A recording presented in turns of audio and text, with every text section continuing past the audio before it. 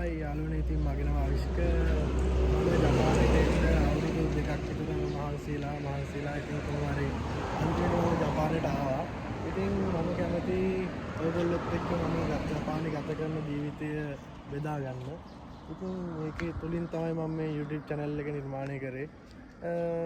ඉතින් ඔයගොල්ලෝ කැමති නම් මාව subscribe කරලා like කරලා share කරලා මට පුළුවන් විදියට support එකක් දෙන්න කියලා මම ආදරෙන් ඉල්ලනවා. ඉතින් මම ජපානයට ආවේ කොහොමද කියලා බලන්න අපි යමු වීඩියෝ එකට. හරි ඉතින් අපි මේ විදියට හිටියා අපේ බෑගේජ් ටික අපේ ෆ්ලයිට් එකට චෙක් ඉන් කරගන්නවා. ඊට පස්සේ ඉතින් චෙක් ඉන් එක ඉවරනාට පස්සේ මෙන්න මේ විදියට අපි ඩියුටි ෆ්‍රී එක ගාවෙන් ඇතුළට ගියා.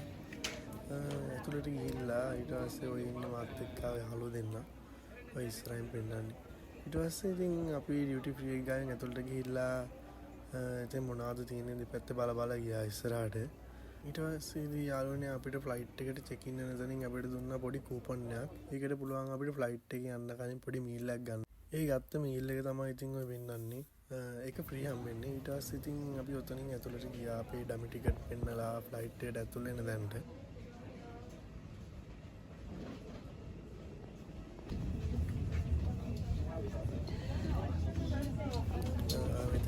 ඇතුල් වුණාට පස්සේ අපිට ටිකට් එකේ තියෙන සීට් නම්බර් එක අනුව ඉඳ ගන්න පුළුවන්.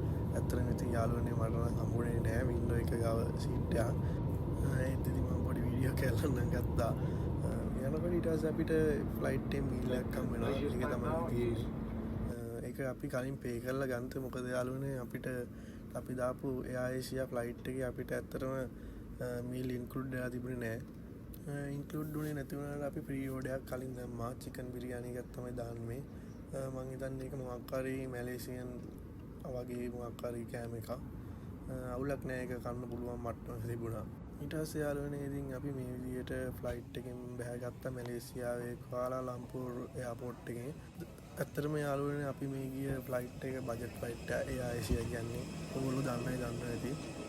ඇත්තටම යාළුවනේ අපි හදිසියට තමයි ටිකට් බුක් කරේ. අපිට එන්ට්‍රි ඩේට් එක දීලා තිබ්බේ සැප්තැම්බර් 30ත් ඔක්තෝබර් 1 වෙනිදාත් ඇතුළත ජපානට ඇතුල් වෙන්න කියලා.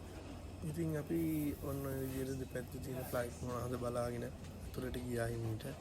ඉතින් යාළුවනේ අපි ෆ්ලයිට් එකෙන් එළියට ආවට පස්සේ ඉස්සරහට ඇවිදගෙන ගියාම මෙන්න මේ විදිහට මැලේසියාවේ ඩියුටි ෆ්‍රී එකයි එයාපෝට් එකයි අපිට හම්බ වෙනවා. ආයේ එක කඩවල් එක ඇතුළේ තියෙනවා. ඉතින් අපිට ඊගා ෆ්ලයිට් එකේ තිබ්බ යාළුවනේ හරියටම මැලේසියන් වෙලාවෙන් 2:10ට අපි ඉතින් 2:10 යනකම් ඔන්න විදියට පොඩ්ඩක් ඇවිද හිටියා. පැය 5ක වගේ ට්‍රාන්සිට් එකක් තිබුණා. ඉතින් එහෙම ඇවිද ඉන්නකොට ඉතින් අපිට ඇත්තටම බඩගින්න උත්තාවා. මොකද අපි කාලා හිටියේ නෑ යනකොට. ඉතින් අපිට කෑම එකක් ගන්නත් මේ සල්ලි වලින් මුකුත් කරගන්න බැරි වුණා. ඉතින් අපි ලංකාවේ ඉනකොට ලංකාවේ ඩොලර් වගේක් මෙයින් අපි මාරු කරගෙන ඒ සල්ලි වලින් අපිට මෙයින් කෑම ගත්තා.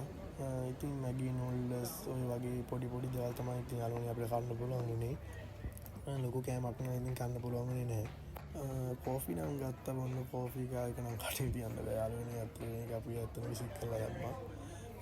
අපේ ලංකාවේ වගේ කෝෆි නෙමෙයි ඇත්තටම තිත්තයි.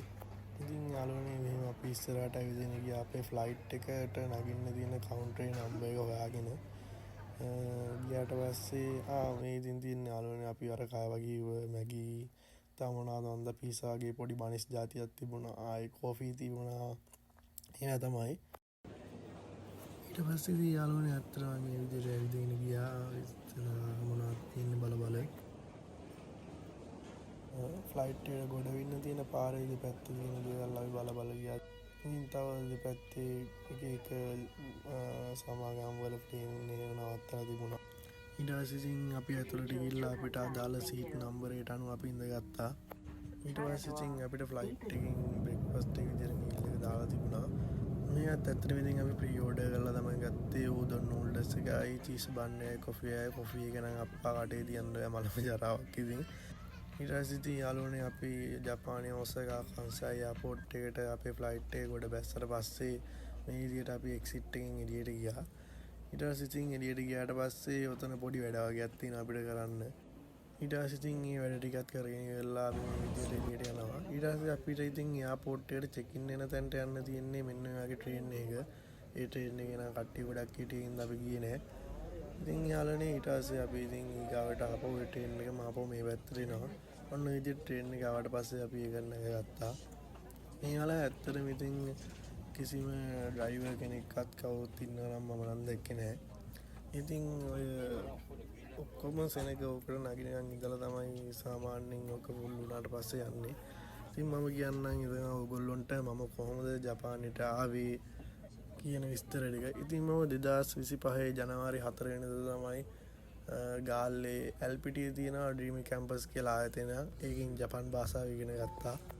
ඒක ඉතින් ජපාන් භාෂාව N4 මට්ටමට නිකන් ඉගෙන ගත්තා. නමුත් යාළුවනේ මම ලිව්වේ N5 කියන එක්සෑම් එක තමයි.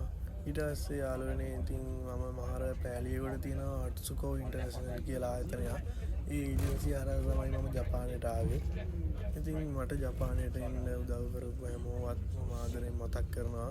විශේෂයෙන්ම මගේ අම්මයි තාත්තයි, ඊට පස්සේ ඩීම් කැම්පස් එකේ හිරාන් සෙන්සේ, අපේ දේශාංශ සමින්දස, එතකොට උපාලි උදේසිරි සෙන්සේ, එතකොට අට්සුකෝ ඉන්ටර්නැෂනල් ආයතනයේ අපේ ඒජන්සිය හැමෝවත් ආදරෙන් මතක් කරනවා.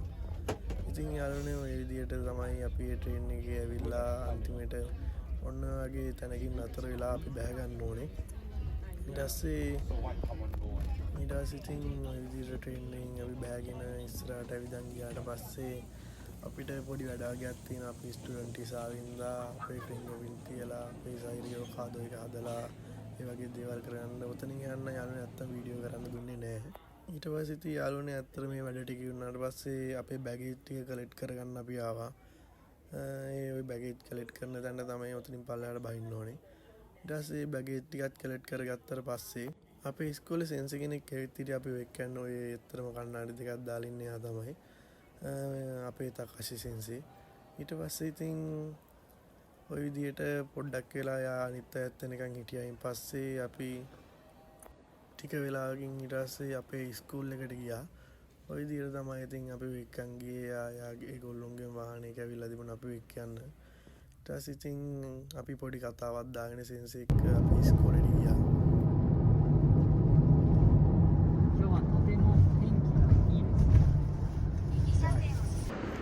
ඉතින් යාළුවනේ දැන් අපි ජපාන්ට ඇවිල්ලා ඉන්නේ නම් ස්කූල් දෙපාර්ට්මන්ට් එකේ තමයි. ඉතින් මම කැමති ඕගොල්ලොත් එක්ක මම ඉස්සරහට ජපානයේ ගත කරන්න යන ජීවිතේ මොන වගේද කියලා බෙදා ගන්න. ඔයගොල්ලෝ කැමති නම් ඉතින් මාව subscribe කරලා bell icon එක click කරලා තියාගන්න. ඉතින් අපි ඉස්සරහ වීඩියෝ වලින් හම්බෙමු. bye bye.